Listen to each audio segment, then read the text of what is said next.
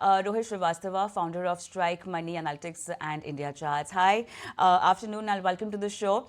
Clearly, the market is trading flat right now, but do you think that we have or are we trying to shrug off the concerns that we might see from the global pressure? How are you looking at the markets right now? And also, in terms of your support levels for Nifty and Bank Nifty, what's it looking like going ahead for the day?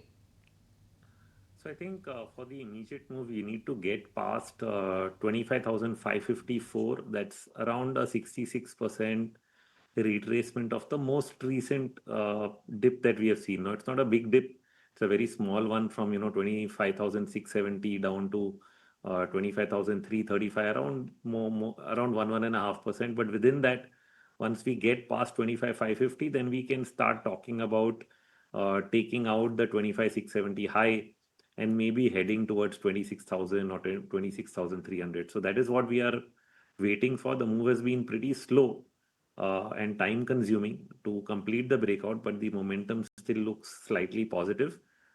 Stocks have started to pick up, but we are still to see speed as far as the indices are concerned. So just waiting for that to really happen. Now, when we look at Bank Nifty, it has support around 57,050. On the upside, again, we want to see it get past 57,300, and that should then take it off to around 58,000. So both are good setups, but yeah, the time factor is basically the pain point right now. But the direction seems pretty clear that we should be making higher highs. Rohit, hi, Ankur this side.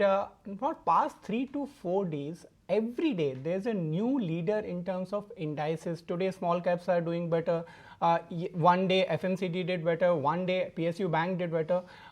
Do you think why this kind of churning is going on? First, I want to understand from you. And second, how do you predict the sectors now? Because if one day one sector is doing good, next day another one is in line and the first one is in declining mode. It's very painful. I wish I could put a particular reason to it. So much of rotation is not exactly nice, but it has been a feature of the market for several years now. Not on a very short-term basis, but even slightly medium-term. When we see different sectors, outperform for a 2-3 week period, and then the sector behavior shifts.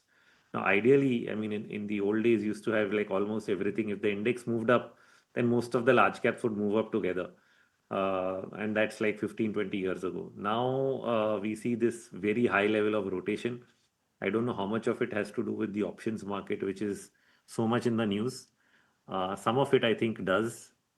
Some explanation will actually come out of it there. The way trades shift in terms of options management, the writing, maybe playing a role with in terms of why this is happening.